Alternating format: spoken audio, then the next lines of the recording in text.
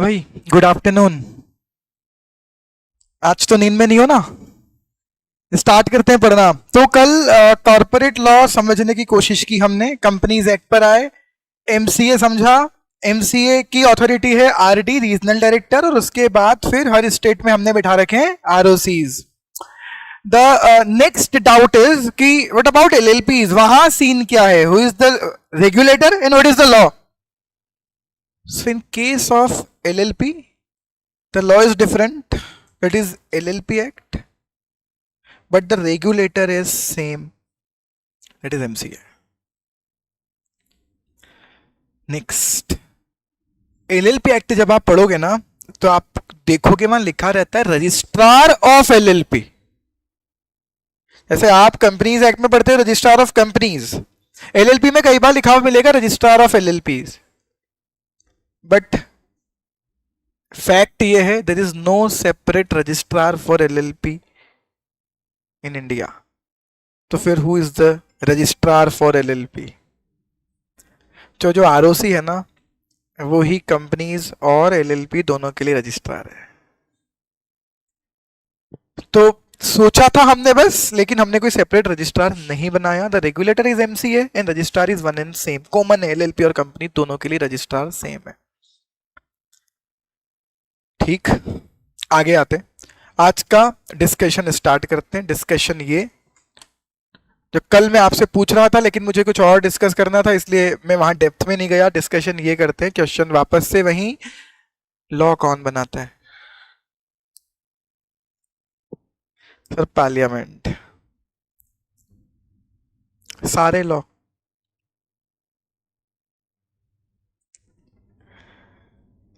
Sir हम कुछ answer देते हैं, आप कौन सा क्वेश्चन पूछते हो उसके बाद?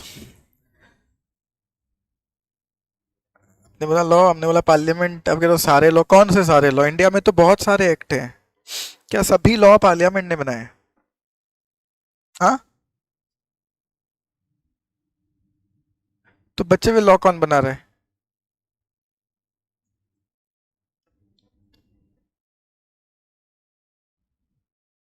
Courts, whether courts are law maker or protector of the law? Yes, they are not here to make the law, they are here to protect the law, they are here to interpret the law. देखो एक बात समझो, law कौन बना रहा है? अभी मैं बोलूंगा, आप बोलोगे हाँ ये तो हमको याद है। वहां तक पहुंचे उसके पहले एक बात समझो, जिस चीज से आपका देश चल रहा है ना,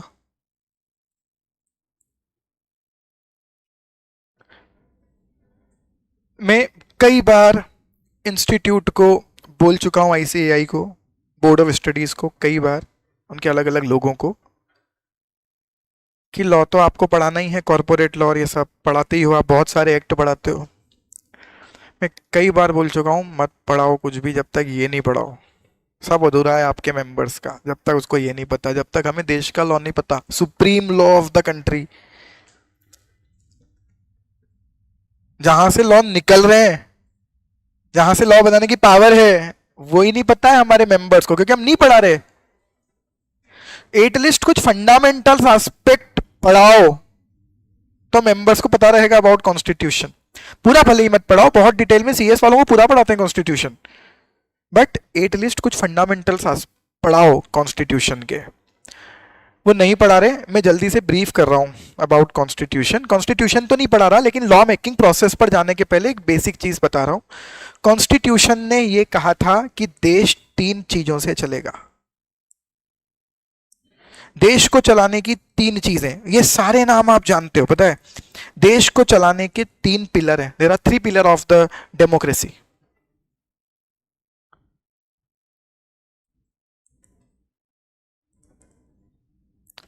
लेजिस्लेटिव, अरे बहुत बढ़िया, सब पता है आपको, बस आपको ध्यान नहीं आता क्योंकि हमने कभी समझा ही नहीं, हमें रटवा दिया गया।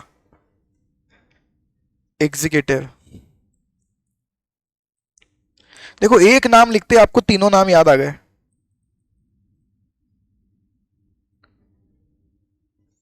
बच्चों से पूछते हैं ना सितंबर के बाद क्या आता है, तो बच्चे नहीं बताते अक्टूबर, बच्चे चालू करते हैं जनवरी फरवरी मार्च अप्रैल सितंबर अक्टूबर, है ना, ऐसे बात करते हैं वो, क्योंकि उन्होंने रटा हुआ है। 3 पिलर हैं डेमोक्रेसी के, और इसलिए आपने कई बार सुना होगा that media is the 4th pillar of the democracy. तो हमको डाउट आना चाहिए ना बच्चे में 3 कौन से हैं। 3 ये हैं कॉन्स्टिट्यूशन के मेन पिलर, डेमोक्रेसी इनसे चल रही है according to the constitution. What is legislative? Law maker power, ये वो लोग हैं जो लॉ बनाएंगे। ये क्या है? जो एडमिनिस्ट्रेशन करेंगे, लॉ को फॉलो करवाएंगे। एंड जुडिशरी आप सब जानते हो, हम डेफिनेटली किसकी बात कर रहे हैं? कोर्ट्स की। 2 बातें आ गई अब, लॉ मेकिंग पावर और एडमिनिस्ट्रेटिव पावर। अब ये किसके हाथ में है? लॉ मेकर इस देश में कौन बनेगा, ये बात इनको लड़ने की जरूरत ही नहीं है। लॉ मेकर कौन होगा, ये बात भी अगेन कौन बताकर गया है? कॉन्स्टिट्यूशन। लॉ मेकिंग पावर किसके पास है? अब जैसे मैं लिखूंगा आप फिर कहोगे हाँ ये तो हमको ही पता है सर। कॉन्स्टिट्यूशन, आप झगड़ा ना करो, इसलिए 3 लिस्ट बनाकर गया था। और बताओ, आपको मजेदार बात यह है कि ये लिस्ट आपको नाम पता है, तब भी आप ये नहीं बता पा रहे हो कि लॉ कौन बना रहा है।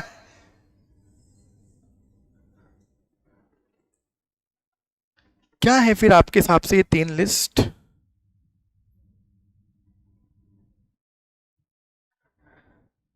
वो सब्जेक्ट मैटर, लिस्ट मतलब वास्तव में लिस्ट है, उस लिस्ट में एंट्रीज लिखी हुई हैं। वो सब्जेक्ट मैटर जिनके नाम कौन सी लिस्ट में लिखे हुए हैं? यूनियन लिस्ट में। उन सब्जेक्ट मैटर पर लॉ केवल कौन बना सकता है? Central government. या आपको मुझे लड़ने की और डटने की जरूरत ही नहीं है, just refer the list, you will get to know that who is having the power to make the law on this regard, on this matter. कौन बनाएगा? लिस्ट में लिखा हुआ है। अदरवाइज तो लड़ रहे होते आपके स्टेट और सेंट्रल। क्या है हम?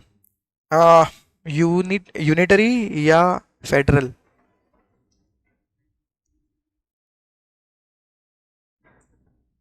एक सरकार है या 2 तरह की सरकारें? 2 तरह की सरकारें, यूनियन में सेंट्रल और हर स्टेट में स्टेट गवर्नमेंट। तो सरकार 2 तो पावर भी दोनों को देने पड़ेंगे। स्टेट लिस्ट में जिन सब्जेक्ट्स मैटर के नाम लिखे हुए हैं, इन पर लॉ केवल कौन बना सकता है? जल्दी से बताओ, इनकम टैक्स लगाने से रिलेटेड लॉ कौन से लिस्ट में लिखा हुआ होगा? तो यूनियन लिस्ट में नाम लिखा हुआ है क्या? एक लाइन लिखी हुई है, tax on income other than agriculture income, ये यूनियन लिस्ट में लिखा हुआ है। That's why income tax act central government ही बना सकती है, it is matter of central. Concurrent list, concurrent मतलब क्या होता है? साथ साथ, बेसिक मतलब तो ये होता है मिलकर। कॉन्करेंट लिस्ट में जिन सब्जेक्ट्स मैटर के नाम लिखे हुए हैं उस पर लॉ अगर बनाना है तो दोनों की अप्रूवल चाहिए, सेंट्रल प्लस आधे से ज्यादा स्टेट। ये वो मैटर हैं जो ना केवल सेंट्रल को अफेक्ट करेंगे बल्कि स्टेट्स को भी अफेक्ट करेंगे। बेस्ट एग्जांपल आप सबके लिए, जीएसटी जब लाया गया तो जीएसटी ना केवल सेंट्रल का रेवेन्यू अफेक्ट कर रहा था बल्कि स्टेट का भी कर रहा था, क्योंकि वैट भी खत्म हुआ जीएसटी के बाद, केवल सर्विस टैक्स और एक्साइज खत्म नहीं हुआ। तो जीएसटी को कौन सी लिस्ट में लिखा गया? कॉन्करेंट लिस्ट में, इसलिए तब तक लागू नहीं हो पाया जब तक सेंट्रल के अलावा आधे से ज्यादा स्टेट ने अपने यहां उसको अप्रूव नहीं किया। राइट। सो वापस से देखो, ऊपर आते हैं, लेजिस्लेटिव पावर किसके हाथ में? उसके लिए कॉन्स्टिट्यूशन में 3 लिस्ट हैं। चलिए कोई बात नहीं, तो बात ये करते हैं कि यूनियन लिस्ट से रिलेटेड मैटर जो मैं कह रहा था कि सेंट्रल गवर्नमेंट बनाएगी, उस बात को बस थोड़ा सा बदल देता हूं और लिख देता हूं कि इन मैटर्स पर लॉ कौन बनाएगा? पार्लियामेंट। इन मैटर्स पर लॉ कौन बनाएगा? स्टेट की लेजिस्लेटिव असेंबली।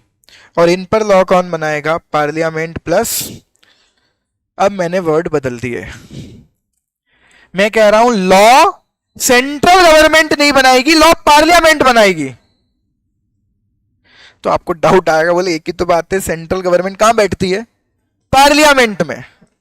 वर्ड बदल के क्या करोगे सर?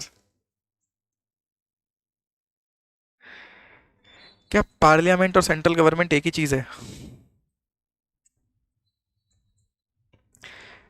एडमिनिस्ट्रेशन पता है किसके हाथ में? और स्टेट में देश कौन चलाएगा? सरकार। सरकार किसकी है? बीजेपी की। लेकिन पार्लियामेंट बीजेपी की नहीं है। सर पार्लियामेंट में बीजेपी के तो लोग बैठे हुए हैं सर। क्या पार्लियामेंट में केवल बीजेपी के ही लोग बैठे हुए हैं? बस यही डिफरेंस है। सरकार बीजेपी की है, प्रधानमंत्री बीजेपी का है सेंट्रल में, सेंट्रल गवर्नमेंट बीजेपी की है, तो administration will be done by BJP. But parliament is not only about BJP, parliament में तो कांग्रेस के भी सांसद बैठे हुए हैं। तो सर लॉ बनाने में कांग्रेस के सांसद भी इन्वॉल्व होंगे? आप ही बताओ, होते हैं या नहीं होते हैं? लॉ सबके सामने रखा जाता है, उस पर बहस होती है, जितने भी मेंबर ऑफ पार्लियामेंट है सब वोट करते हैं। तो जल्दी से बता दो, सेंट्रल गवर्नमेंट लॉ मेकर है या पार्लियामेंट लॉ मेकर है? पार्लियामेंट लॉ मेकर है। तो legislative power is with parliament while the administration power is with the central government. Difference है। देश सीख लो पहले, लॉ सीख लेंगे बाद में। हमको देश ही नहीं पता कैसे चल रहा है। तो मैं आपको बात कर रहा हूं लॉ मेकिंग पावर बनाने की। लॉ बनाता कौन है? वहीं उसी यात्रा कुछ आरंभ किया है हमने, उसी जर्नी पर है, लॉ बनता कैसे। तो सीखने पावर किसके पास? So either it would be with parliament और विद लेजिस्लेटिव असेंबली। तो पहला डिस्कशन स्टार्ट करते हैं, पार्लियामेंट क्या होती है। मुझे लगता है कि आप पार्लियामेंट के तीनों पार्ट भी अच्छे से जानते हो। पार्लियामेंट कैसे बनती है जल्दी से बता दो यार। तीन पार्ट क्या है पार्लियामेंट के? हाँ सही बोल रहे हो। लोकसभा, राज्यसभा, विधानसभा। बहुत बढ़िया।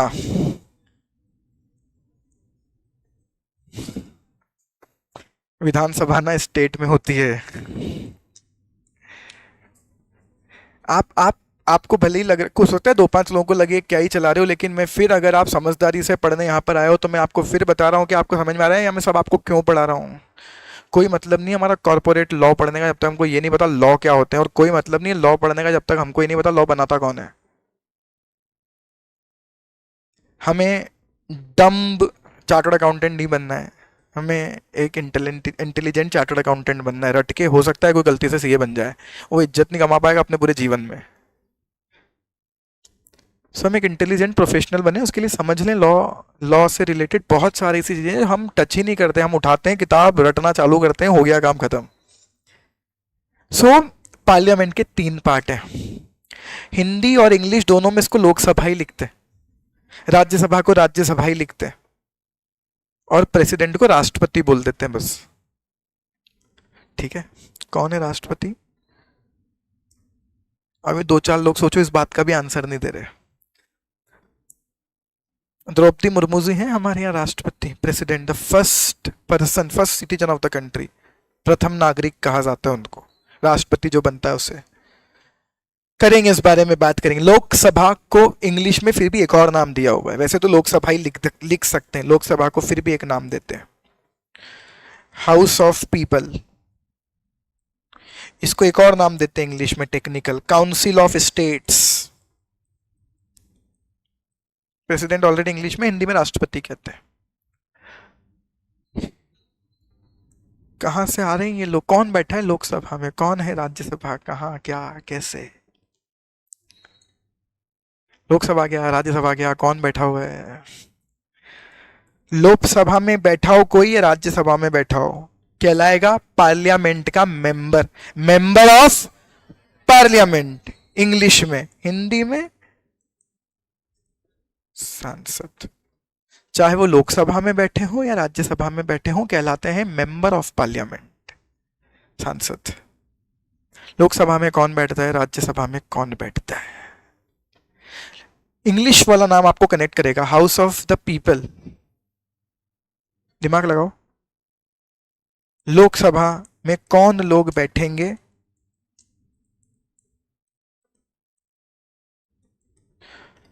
आम जनता वोट करेगी। कभी किया है आपने? अभी 2024 में मई में चुनाव हुए थे, पार्लियामेंट के चुनाव नहीं हुए थे, उनको कभी नहीं कहते पार्लियामेंट के चुनाव हुए थे, कहा जाता है लोकसभा के चुनाव हो रहे हैं, यही बोलते हैं ना।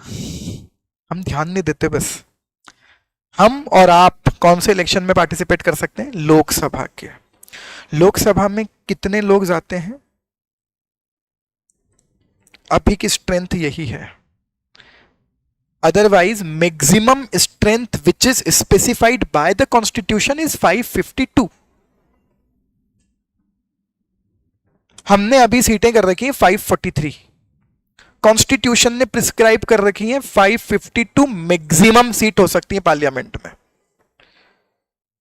552 सीटें कैसे होंगी, कहां से लाओगे 552? अभी एग्जिस्टिंग है, मैक्सिमम कितनी है,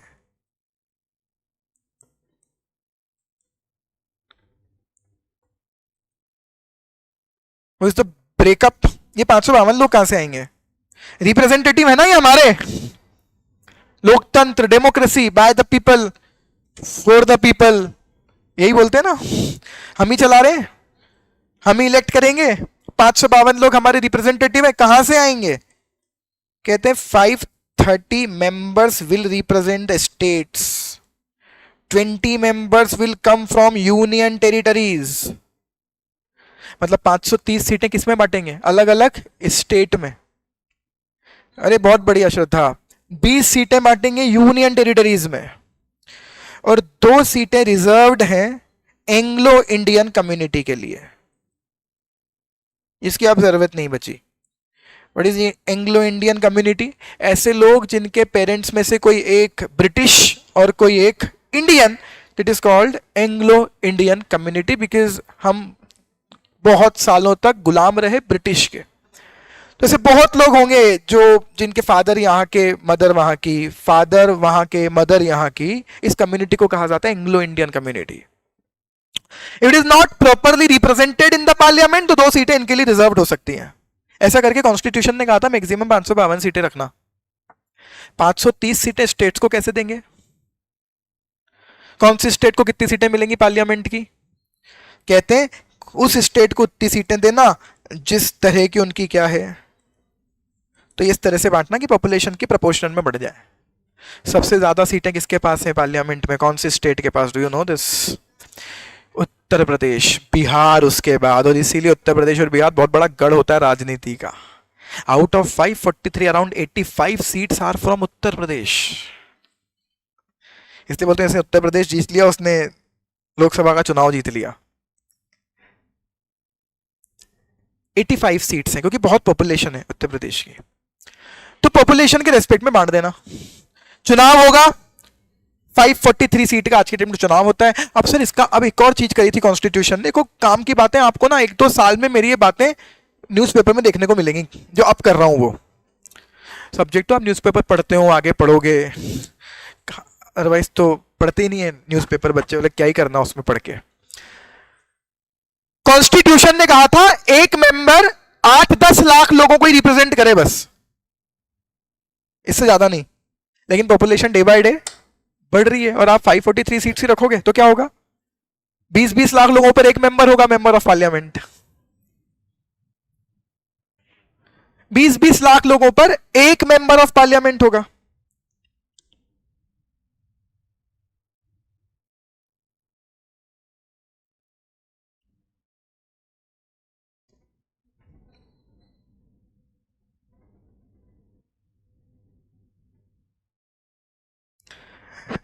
कॉरिडोर का वीडियो चाहिए 3 बजे से लेकर 3:07 का, 5 मिनट में वीडियो चाहिए मेरे को कॉरिडोर का, 3 बजे से 3:07 तक का। पूरे कॉरिडोर के जितने भी कैमरे उन सारे का वीडियो चाहिए, 5 मिनट में चाहिए। इंटर के कुछ बच्चे उनकी वीडियो उनको अभी निकलवा बाहर। हाँ तो बस उनको निकाल ले, वाला खड़ा कर दे इधर फैकल्टी रूम में लाके। सो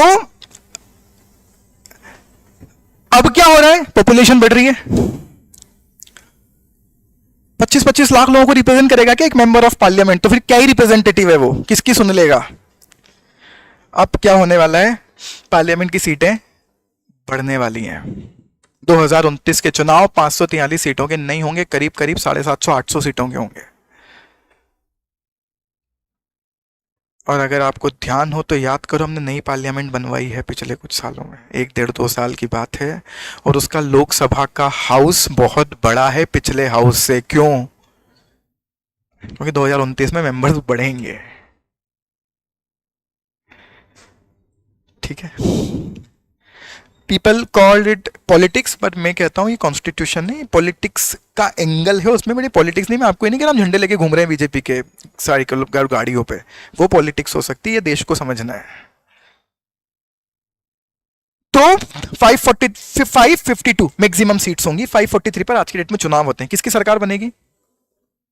543 डिवाइडेड बाय 2, 271.5, जिसके 272 या उससे ज्यादा मेंबर इलेक्ट होकर आ गए, that party will form the government।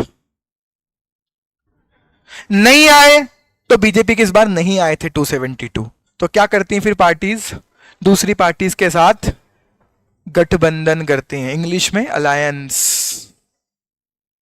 Right, alliance form करती हैं। कांग्रेस की कभी सरकार नहीं रही पिछले 10 सालों में, 2004 से 2014 तक भी कांग्रेस की सरकार नहीं थी। That was the government of UPA.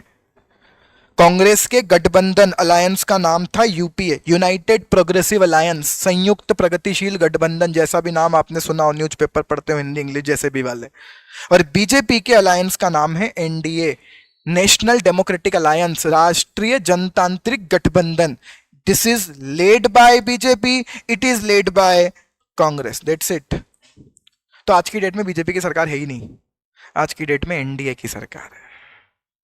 BJP plus BJP के सहयोगी दल, मेजरली नीतीश कुमार की जनता दल यूनाइटेड जेडीयू और चंद्रबाबू नायडू की पार्टी, ठीक, टीडीपी तेलुगु देशम पार्टी, इनका अलायंस के बाद इनके नंबर 272 से ज्यादा है।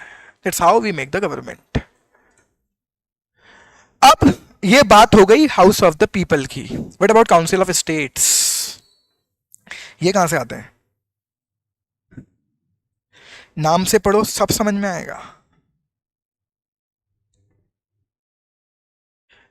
लोकसभा में बैठे लोगों के रिप्रेजेंटेटिव, राज्यसभा में बैठेंगे राज्यों के रिप्रेजेंटेटिव, स्टेट्स के रिप्रेजेंटेटिव। स्टेट के रिप्रेजेंटेटिव कहां से जाएंगे? इलेक्ट होकर, यस, इलेक्टेड बाय पीपल। हमने तो कभी वोट नहीं दिया, इलेक्टेड बाय उस स्टेट के एमएलए।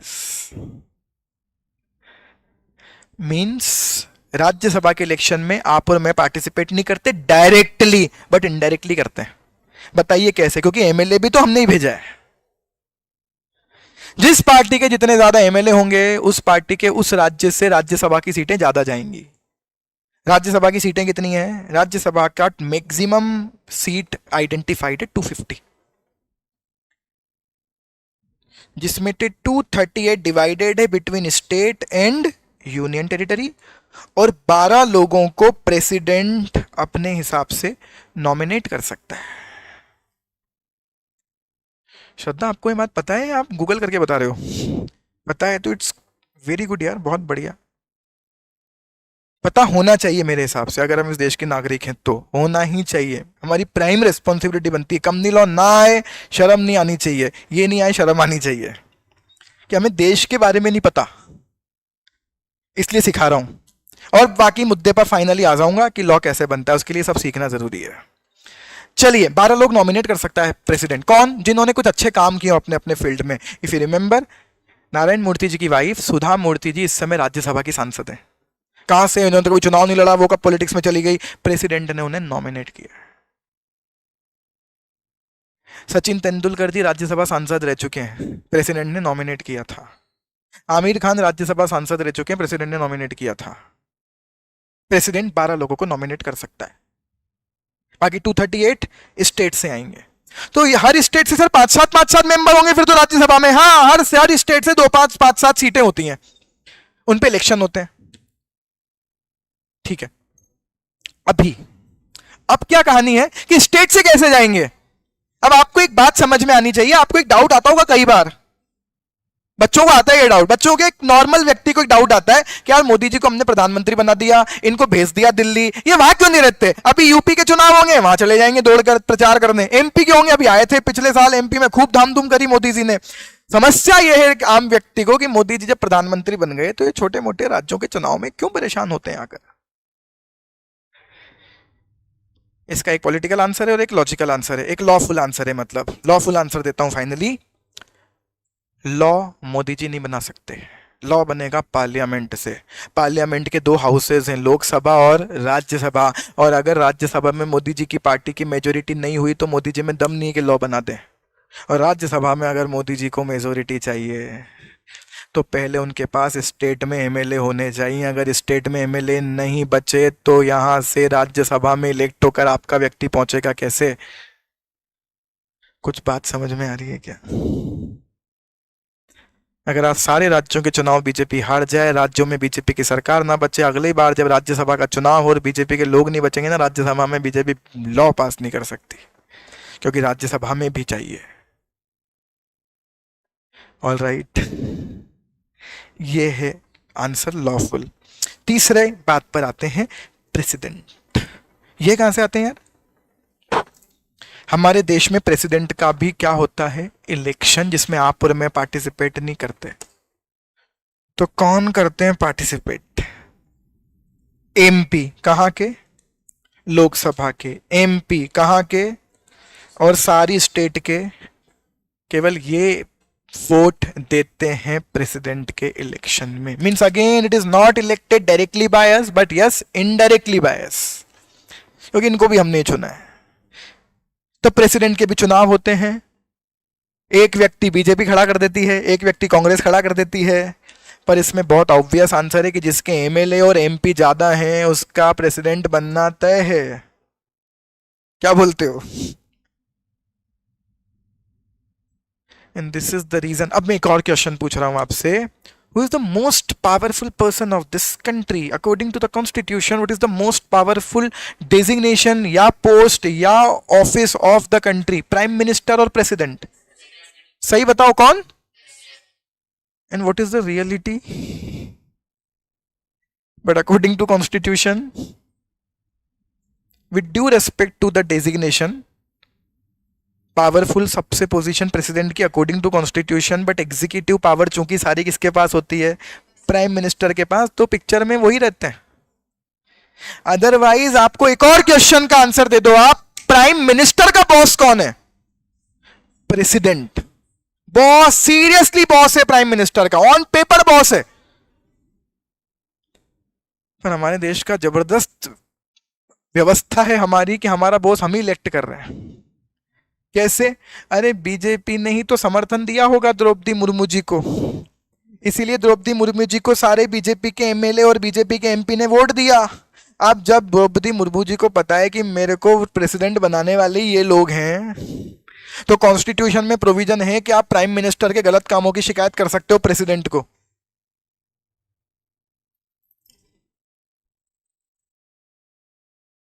कितने हैं वो। अभी कोई क्लास चल रही है क्या उनकी। आप पकड़ के रख, थोड़ी देर बैठा के रख। तो शिकायत कर दो आप द्रौपदी मुर्मू जी को। आज आप जाती कांग्रेस कई बार कि द्रौपदी मुर्मू को प्रधानमंत्री के विरोध में ज्ञापन दिया। अब आपको लगता है द्रौपदी मुर्मू जी कुछ एक्शन ले लेंगी। क्यों, क्योंकि इन रियलिटी उनको बनाने वाले ये लोग हैं। हालांकि प्रेसिडेंट की कोई पार्टी नहीं होती, प्रेसिडेंट एक कॉन्स्टिट्यूशनल डेजिग्नेशन है, संवैधानिक पद है, उसकी कोई पार्टी नहीं होती। But deep down of the heart उन्हें भी पता है कि वो बीजेपी की है, वो क्या ही एक्शन ले लोगे आप। पर यस, अगर वो चाहें तो ले सकती हैं। बॉस है वो प्राइम मिनिस्टर की। Now the question is, president कैसे बॉस हो सकता है प्राइम मिनिस्टर का? तो वापस से क्वेश्चन पर आता हूं, प्रेसिडेंट प्राइम मिनिस्टर अपॉइंट कैसे होता है? बोले सर आपने तो बताया जिसकी सबसे ज्यादा सीटें उसका प्राइम मिनिस्टर, पर क्या ऐसे बोल के हो जाता होगा? नहीं होता है। लोकसभा का इलेक्शन होता है, लोकसभा के इलेक्शन के पास जिस पार्टी के पास क्या होती है? मेजोरिटी, उस पार्टी या उस अलायंस के सारे एमपी को बुलाकर उन एमपीज की क्या करवाते हैं? इस एमपी की मीटिंग में ये एमपी अपना चुनते हैं नेता, जिसे बोला जाता है लोकसभा का नेता, लीडर ऑफ द एमपीज। ये लीडर जिसे चुना जाता है, तो आप बताओ लीडर किसको चुनते होंगे लोग? नरेंद्र मोदी जी को। उनके नाम का एक लेटर लिखा जाता है कि हम सारे सांसद नरेंद्र मोदी जी को अपना नेता चुनते हैं। नरेंद्र मोदी जी, ये लीडर जब चुना तो क्या लिखा गया? इनके नाम का एक लेटर। नरेंद्र मोदी जी ये लीडर ये लेटर लेकर बताइए किसके पास जाएगा? प्रेसिडेंट अपॉइंट कर देगा? नहीं, प्रेसिडेंट बुलवाएगा एक सेरेमनी। ही और she will call a ceremony. शपथ ग्रहण समारोह बुलाया जाएगा। उस शपथ ग्रहण समारोह में प्रेसिडेंट शपथ दिलवाएगा किसको? अब मुझे जल्दी से बता दो, प्राइम मिनिस्टर को अपॉइंट कौन करेगा? प्रेसिडेंट। तो बॉस कौन है? प्रेसिडेंट। ये सब होगा जो भी मैंने लिखा है ऑन पेपर, तब वो प्रेसिडेंट प्राइम मिनिस्टर को अपॉइंट कर सकते हैं। So who appoints the prime minister? कैसे? हु इलेक्ट और सेलेक्ट नहीं, अपॉइंट बस वो करता है। लेटर आया, मैंने चेक किया, फिर मैंने समारोह बुलवाया, शपथ ग्रहण हुआ, फिर करूंगा, ऐसे अपॉइंट होते हैं। हाँ नहीं, रिफ्यूज इस चीज पर मैं बताता हूं कैसे होता है। अब क्या होता है, हटा तो नहीं सकते, वो शपथ बुलवाने से मना कर सकते हैं। बताइए क्यों? उनको लगता है कि आपके पास मेजोरिटी नहीं है। अगर नहीं होती तो फिर क्या करते हैं? दो पार्टी लड़ रही है, मेरे पास है मेरे पास है, पहले चला गया, उसको बोल देंगे बुला लो, शपथ ग्रहण करवा देते हैं शपथ। फिर अगले दिन पार्लियामेंट बुलाना, और पार्लियामेंट में क्या होगा? Floor test. मतलब कि बताओ तुम्हारे पास मेजोरिटी है क्या? बुलाओ सब लोगों को, मेरे सामने हाथ खड़े करवाओ कितने लोग तुम्हारे साथ हैं, और अगर आप फ्लोर टेस्ट में फेल हो गए तो आपकी सरकार एक दिन में ही गिर जाएगी। ये सब होता है। अब बात करते हैं, ये है हमारी पार्लियामेंट, लोकसभा, राज्यसभा, प्रेसिडेंट। अब एक मैटर है जो कहां लिखा हुआ है? यूनियन लिस्ट में। उस मैटर पर क्या बनाना है? लॉ बनाना है। फाइनली वहां आ जाते हैं, अब लॉ कैसे बनता है। तो चलिए, सरकार को नया कंपनीज एक्ट बनाना है। कैसे बनेगा? कंपनीज एक्ट बनाने की पावर कहां लिखी हुई है? कॉर्पोरेट लॉ से रिलेटेड पावर यूनियन लिस्ट में है। सेंट्रल गवर्नमेंट को बनाना है, पार्लियामेंट को लॉ बनाना है। क्या होगा? पहले सेंट्रल गवर्नमेंट इस लॉ से रिलेटेड एक मिनिस्ट्री चुनेगी। ऑब्वियस है, ये मिनिस्ट्री इस मैटर में कौन होनी है? एमसीए। उस मिनिस्ट्री को इंस्ट्रक्ट किया जाता है that draft the law. Law लिखो, कानून बनाओ, लिखो, ड्राफ्ट द लॉ। इस ड्राफ्टेड लॉ को क्या कहा जाता है? Do you know? इस ड्राफ्टेड लॉ को कहा जाता है बिल। ये बिल बनेगा। ये बिल कहां रखा जाएगा और कितनी गलियों से होकर गुजरेगा? पार्लियामेंट की तीनों।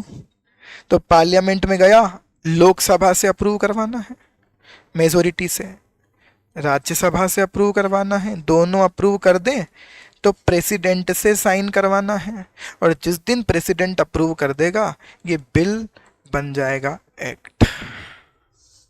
इसलिए सिखा रहा था सब।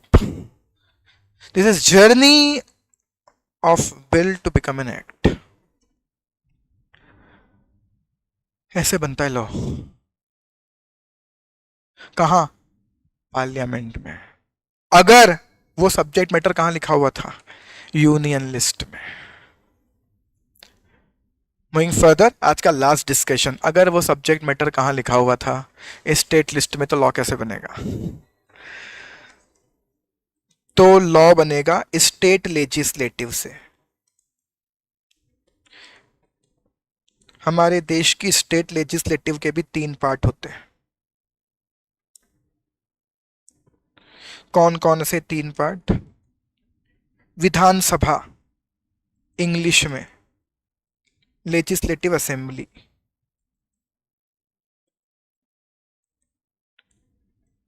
Vidhan Parishad legislative council. Sir हमने कभी नहीं सुना विधान परिषद, क्योंकि आप मध्य प्रदेश में रहते हो। मध्य प्रदेश में विधान परिषद नहीं है। इस देश में केवल 6 स्टेट में ही ड्यूअल हाउस है, बाकी सभी स्टेट में केवल सिंगल हाउस है, दैट इज लेजिस्लेटिव असेंबली। लेकिन यूपी, बिहार, यहाँ सब जगह लेजिस्लेटिव काउंसिल भी है, क्योंकि यहाँ बेरोजगार भी थोड़े ज्यादा हैं, तो उनको सेट करने की जगह है एक थोड़ी सी, ठीक है। लेजिस्लेटिव काउंसिल है। और तीसरा, जैसे वहां रहता है राष्ट्रपति, गवर्नर, हिंदी में राज्यपाल। कौन है एमपी के? मुख्यमंत्री बता दो मेरे को तो आप एमपी के, ठीक है। और राज्यपाल कौन है?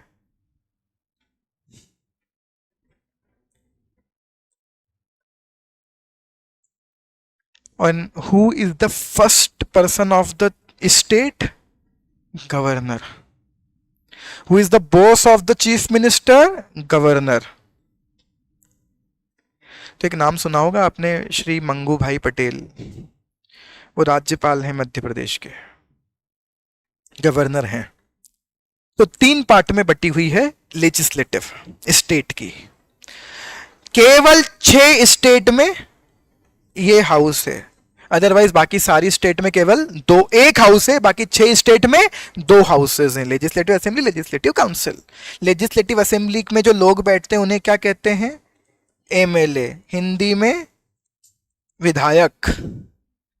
और जो लेजिस्लेटिव काउंसिल में बैठते हैं उन्हें कहते हैं MLC, member of legislative council, Hindi में बोलते हैं विधान परिषद के सदस्य।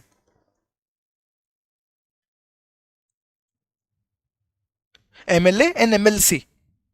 एमएलए कहां से आते हैं? सिंपल है, ये लोकसभा है एक तरह से, इलेक्शन बाय, हुए थे अभी एमपी में भी चुनाव।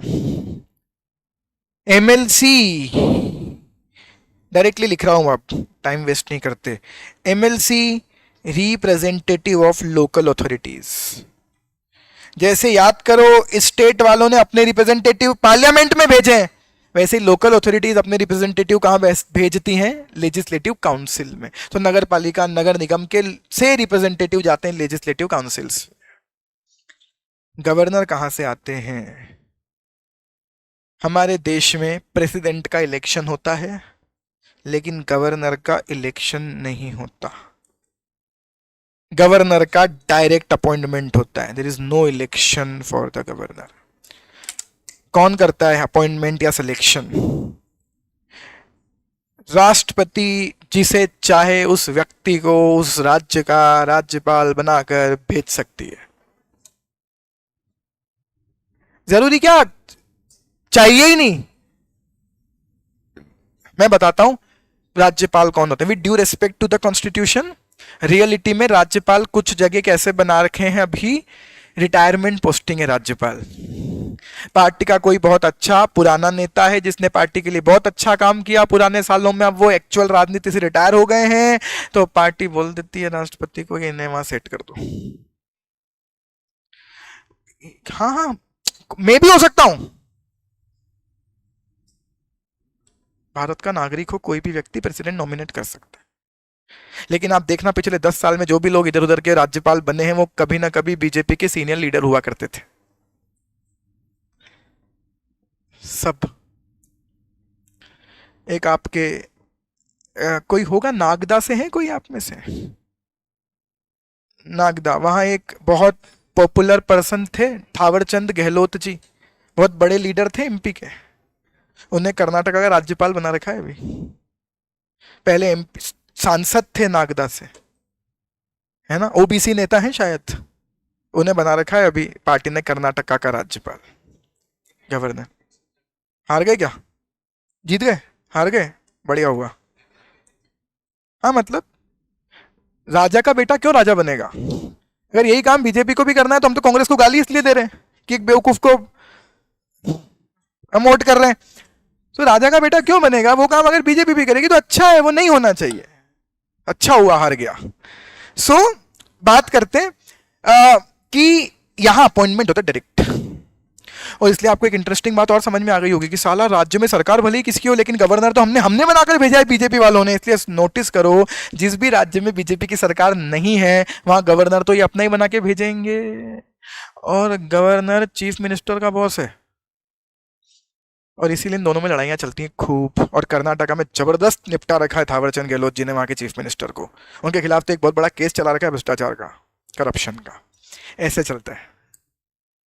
सो अब अगर लॉ बनाना है, स्टेट लिस्ट में मैटर है, उस मैटर पर लॉ बनाना है, जल्दी से बता दो क्या क्या करना पड़ेगा। सबसे पहले वही स्टेट गवर्नमेंट की किसी मिनिस्ट्री को काम देंगे। स्टेट गवर्नमेंट अपनी मिनिस्ट्री को काम देंगे। क्या ड्राफ्ट होगा? ड्राफ्ट द लॉ, जिसे क्या कहा जाएगा? बिल कहां रखा जाएगा? Legislative assembly, legislative council, then assent of. उसके बाद ये बनेगा एक्ट। तो आज के बाद कभी मत बोलना कि एक्ट पार्लियामेंट या सरकार बनाती है। एक्ट कौन बनाता है? बोल डिपेंड कौन सी लिस्ट का मैटर है। यूनियन लिस्ट का मैटर है, पार्लियामेंट बनाएगी, मोदी जी भी नहीं बनाएंगे। और पार्लियामेंट और सेंट्रल गवर्नमेंट में डिफरेंस है। हाँ, पार्लियामेंट सारी पार्टीज के एमएलए को मिलाकर पार्लियामेंट है, जबकि केवल मोदी जी के एमपीज को मिलाएं तो वो कौन है? Central government. This is the difference between parliament and central government. तो पार्लियामेंट वापस से, लेजिस्लेटिव पावर किसके पास है? पार्लियामेंट के पास। लॉ मेकर पार्लियामेंट भी हो सकती है और लेजिस्लेटिव असेंबली भी हो सकती है, लेकिन एग्जीक्यूटिव कौन है? या तो सेंट्रल गवर्नमेंट या स्टेट गवर्नमेंट। ठीक है, चलिए यहीं खत्म करते हैं आज का discussion. Thank you so much. Companies act section 1 पढ़ना स्टार्ट करेंगे कल से।